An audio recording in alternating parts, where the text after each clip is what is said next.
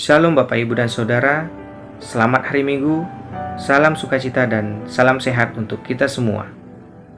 Pada minggu hari ini kita bersyukur karena kita masih bisa beribadah di rumah kita masing-masing secara online. Dan tentunya kita juga rindu untuk melakukan ibadah secara tatap muka di gereja kita seperti minggu-minggu biasanya. Dan kita sama-sama berdoa agar pandemi ini segera berlalu. Demikianlah Bapak Ibu dan Saudara, kita akan memasuki ibadah kita pada minggu hari ini. Gereja Metodis Indonesia Distrik 8 Wilayah 1, Pos Pelayanan Christian Youth Community dan Pos Kebaktian Garuda Sakti dalam Persekutuan Gereja-Gereja di Indonesia. Minggu tanggal 5 September 2021 dengan tema Adat Istiadat dan Hukum Taurat yang terambil dari Kitab Injil Markus pasal 7 ayatnya yang pertama sampai ke 23 dengan pelayan firman Bapak LS Hendra Simanjuntak. Mari Bapak Ibu dan Saudara, kita satukan hati dan pemikiran kita rendahkan hati dan pemikiran kita bersaat teduh.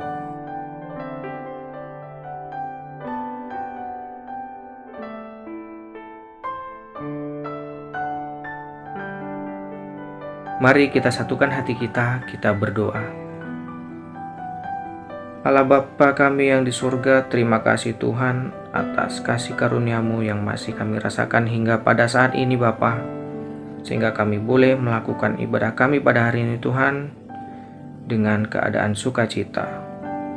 Ya Bapa, Engkau tahu Tuhan keadaan kami pada saat ini Tuhan yang sedang dalam pandemi Tuhan, yang memaksa kami Tuhan untuk beribadah di rumah kami masing-masing secara online Tuhan.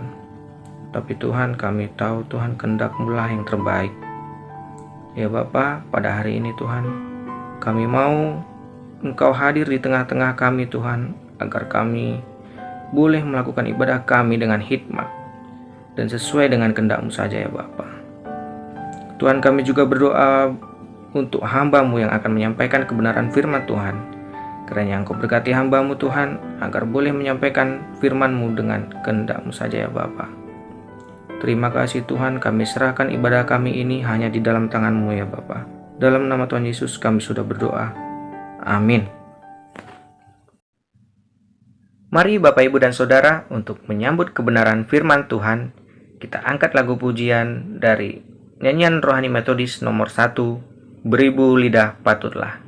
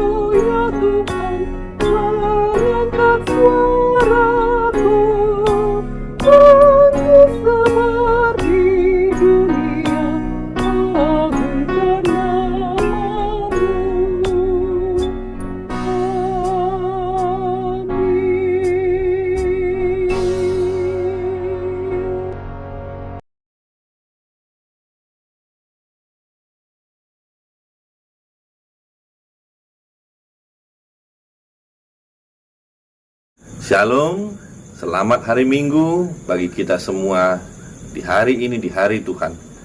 Tuhan memberkati kita, memampukan kita berkumpul dan beribadah pada saat ini. Puji Tuhan jika kita semua dalam suasana yang sehat dan sukacita. Tapi jika ada pun yang sedang dalam pergumulan, maka serahkan segala pergumulanmu ke hadapan Tuhan. Karena Tuhanlah yang paling berkuasa dan paling mampu melepaskan kita dari segala pergumulan kita dan menguatkan kita dalam menghadapi berbagai gelombang kehidupan.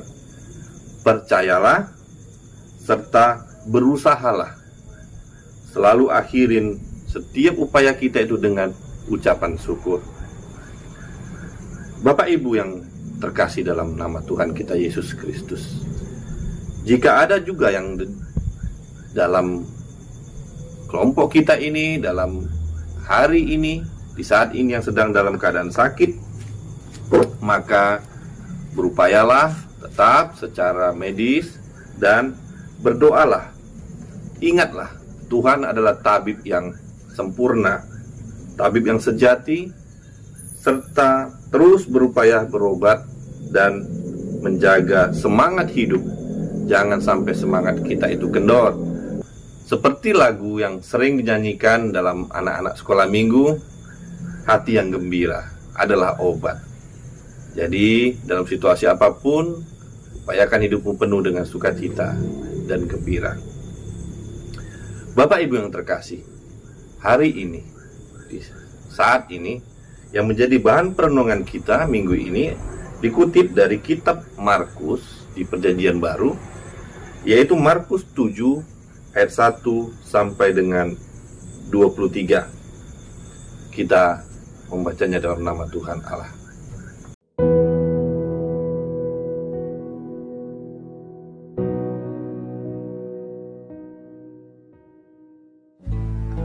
Pada suatu kali, serombongan orang Farisi dan beberapa ahli Taurat dari Yerusalem datang menemui Yesus.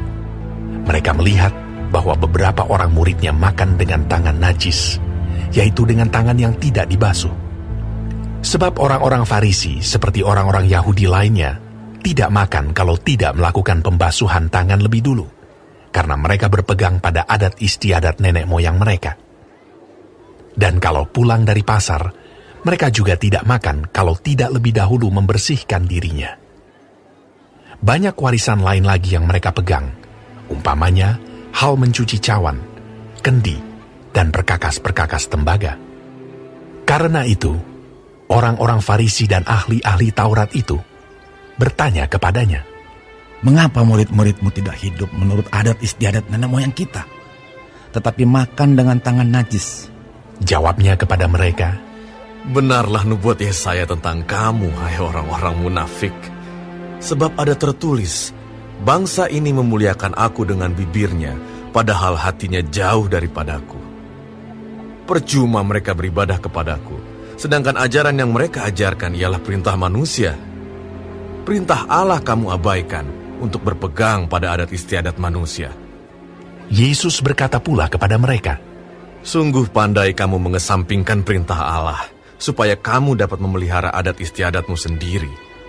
Karena Musa telah berkata, hormatilah ayahmu dan ibumu, dan siapa yang mengutuki ayahnya atau ibunya harus mati.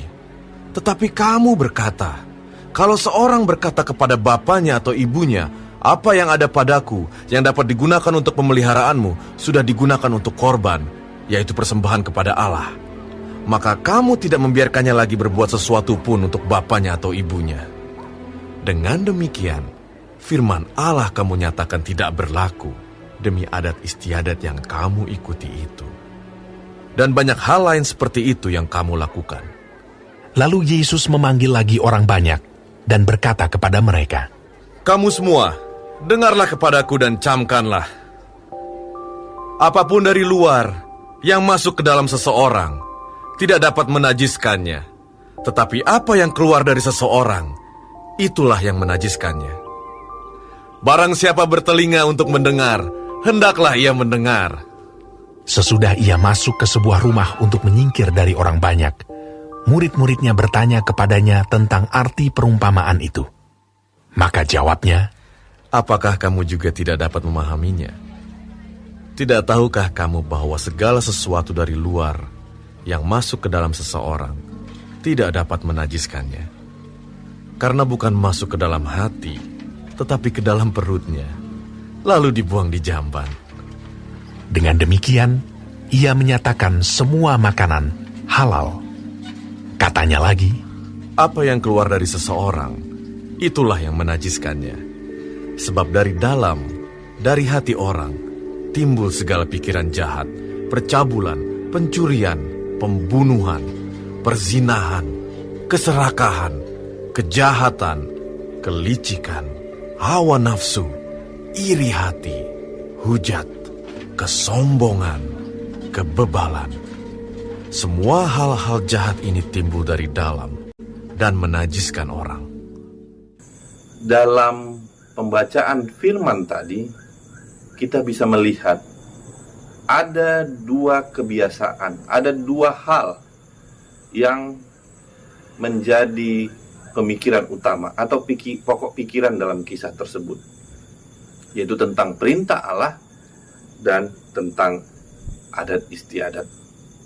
Kita melihat bagaimana ahli Taurat dan kaum Farisi mencoba menegur murid-murid Yesus dengan mengatakan bahwa mereka tidak mengikuti adat, tidak menghargai adat istiadat mereka, karena mereka sudah hidup najis dengan tidak mencuci tangan pada saat hendak makan.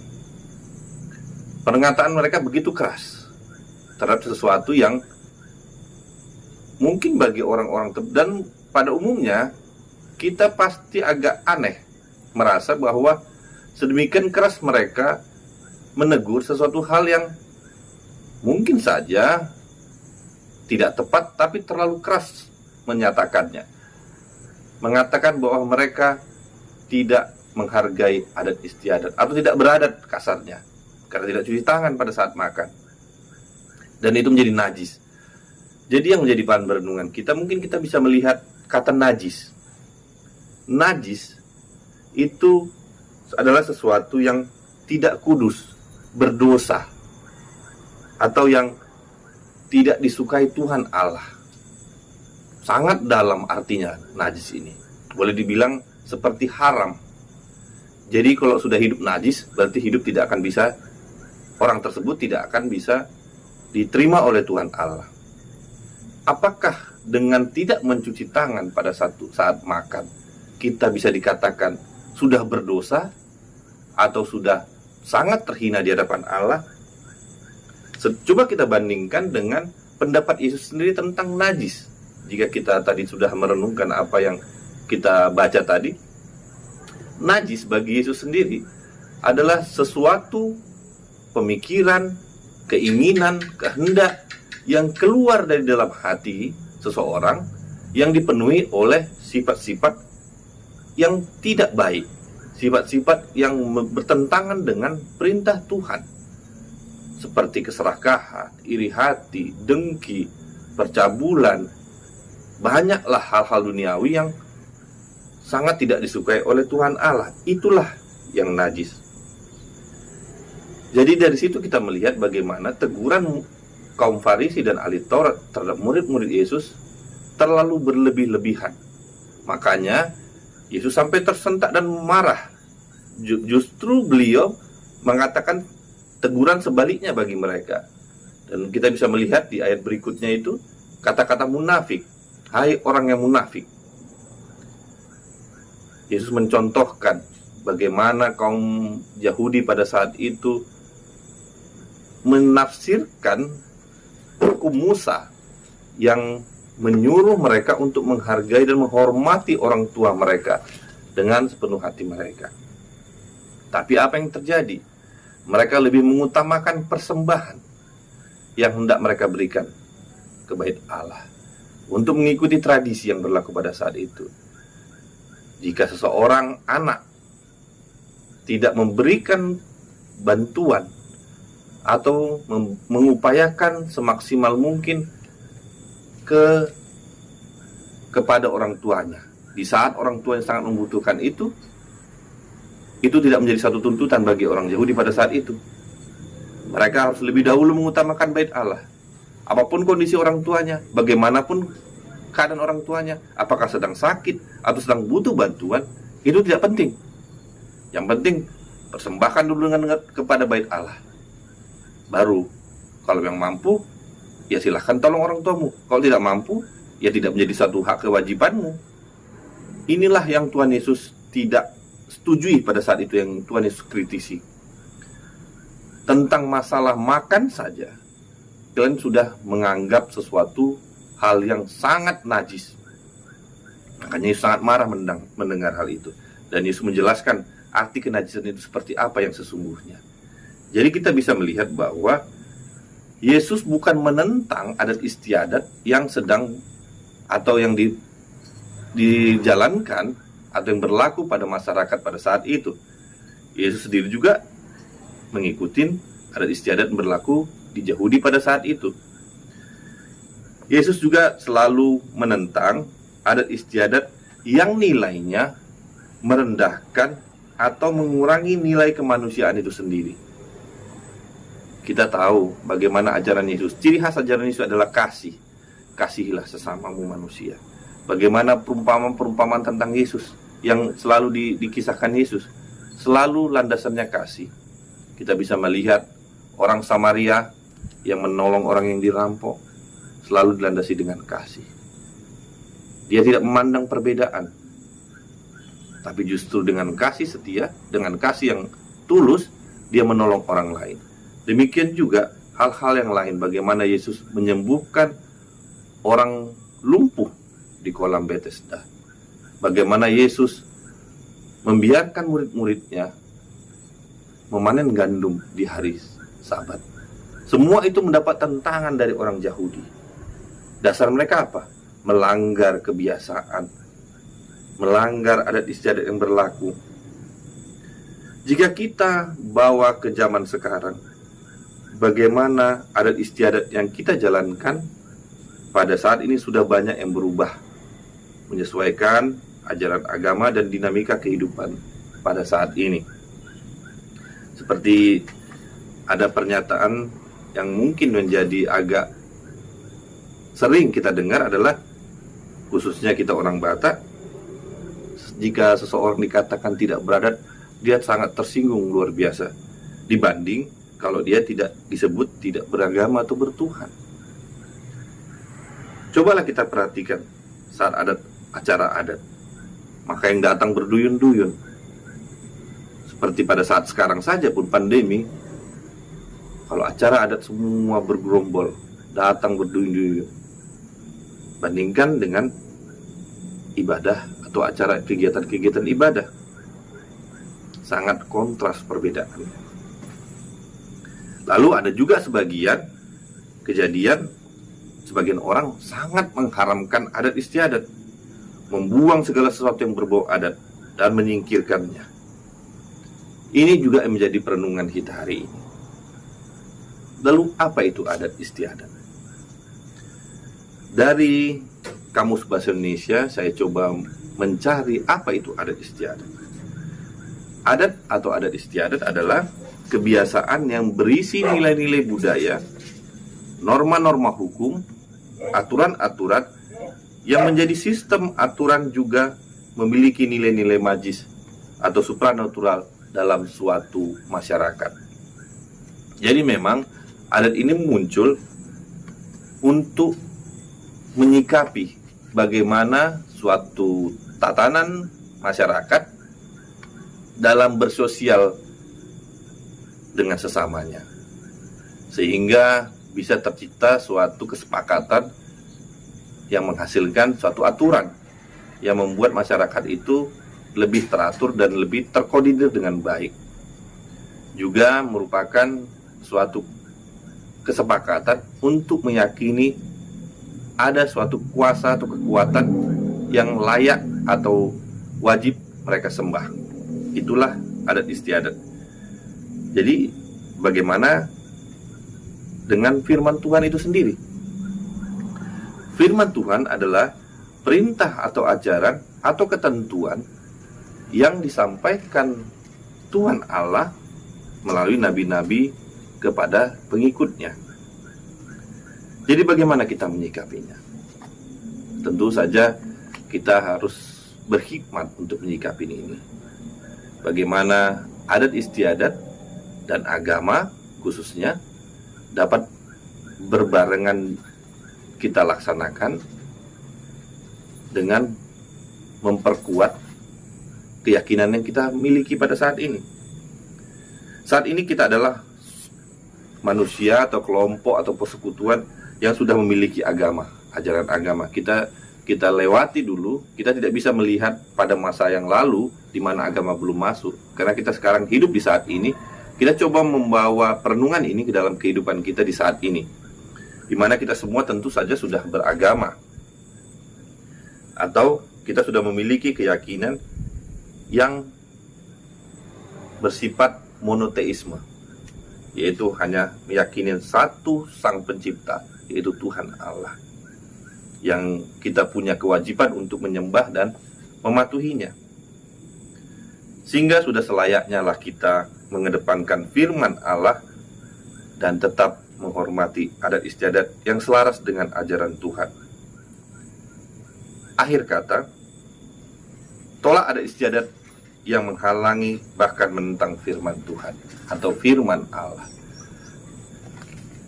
Saya jadi teringat ada satu lagu dalam lagu Batak yang mengisahkan tentang bagaimana keluh kesah orang tua. Di saat aku hidup, sepertinya kamu tidak memperhatikanku. Tapi di saat aku sudah tiada, engkau sibuk membuat acara yang meriah, membuat acara gondang, mengundang banyak orang, berpesta, seakan-akan melakukannya dengan sukacita untuk mengembirakan diriku. Tapi apa gunanya itu semua? Sedangkan orang tua atau keluh kesah orang tua ini sudah tiada dan dia tidak merasakan apa-apa. Ini adat istiadat yang kita rasakan sebetulnya kita bisa menilai secara pribadi kurang tepat. Di saat hiduplah kita menghargai orang tua kita, mengasihi orang tua kita, bukan di saat mati. Karena percuma apapun yang kita lakukan itu mereka bisa rasakan setelah mereka tiada. Jadi itu kita tolak adat istiadat yang seperti itu. Kemudian yang kedua adalah lestarikan adat istiadat yang menaikkan nilai-nilai yang luhur serta nilai-nilai kemanusiaan yang memuliakan Tuhan atau karyanya. Banyak lagu-lagu adat kita yang memuji karya Tuhan, alam, keindahan alam yang merupakan perwujudan dari karya Tuhan. Jadi Yesus sendiri menghormati adat istiadat bagi dirinya yang sedang dia hidup pada saat itu. Jadi kita kesimpulannya, utamakan firman Tuhan dalam hidup kita, lestarikan adat istiadat yang menjunjung tinggi nilai-nilai keluhuran kita, manusia, serta justru akan memperkuat kecintaan kita kepada Tuhan Allah kita.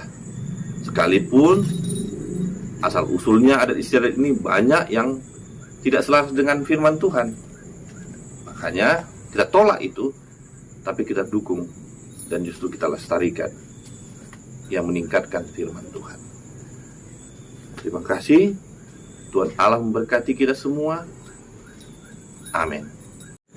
Mari kita berdoa. Bapa kami yang Maha Kudus, Bapa kami yang luar biasa, Tuhan Allah kami, Sang Pencipta, Khalik dan bumi. Ya Tuhan, firman-Mu sudah kami terima, mengingatkan kami bagaimana kami untuk berhikmat dalam menjalankan kehidupan kami. Di dunia ini ada aturan-aturan yang harus juga kami jalankan. Kebiasaan-kebiasaan, adat istiadat di mana kami bertempat tinggal dan hidup, itu juga wajib dan selalu kami hormati dan hargai. Beri kami hikmat Tuhan, sehingga kami bisa menyelaraskan keyakinan kami, kepercayaan kami kepadamu dengan adat istiadat yang kami jalankan, sehingga firman Tuhan tetap kami upayakan dalam hidup kami. Itulah yang terutama dalam hidup kami. Dan adat istiadat yang kami jalankan justru akan semakin memperkuat keyakinan kami. Mampukan kami memilih dan memilah mana yang harus kami lakukan, Bapa. Dan kami utama. Terima kasih Tuhan akan berkat dan kesehatan yang telah Tuhan berikan pada kami. Biarlah firman Tuhan hari ini memenuhi hati dan jiwa kami, serta dapat kami terapkan dalam kehidupan kami yang nyata. Terima kasih Bapa, terima kasih Yesus akan kesempatan ibadah kami hari ini. Kiranya Tuhan menyertai kami semuanya. Dalam nama Yesus kami berdoa dan mengucap syukur ya Bapa. Amin. Mari Bapak, Ibu, dan Saudara, untuk meresponi firman Tuhan, mari kita angkat lagu pujian dari Kidung Jemaat nomor 410, Tenanglah Kini Hatiku.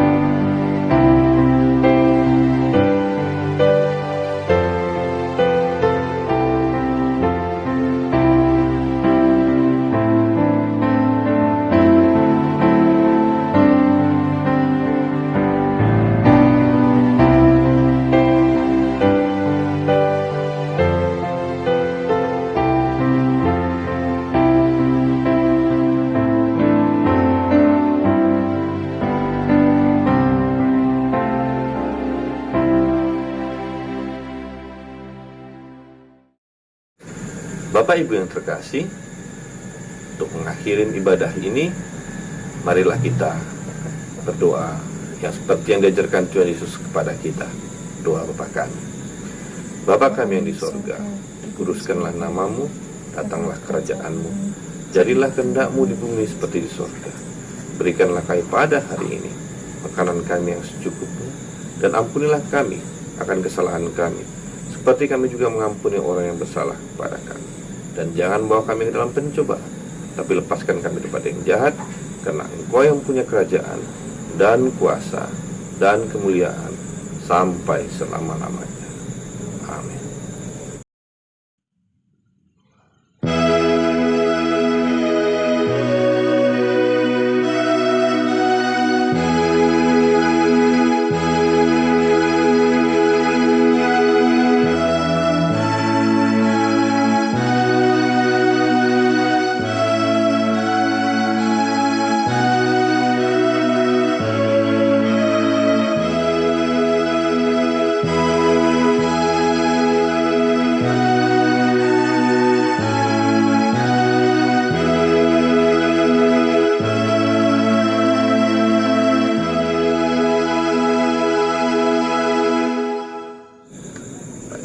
akan menerima berkat dari Tuhan kita. Tuhan memberkati kita dan melindungi kita. Tuhan menyinari kita dengan wajah-Nya dan memberi kita kasih karunia. Tuhan menghadapkan wajah-Nya kepada kita dan memberi kita damai sejahtera. Amin.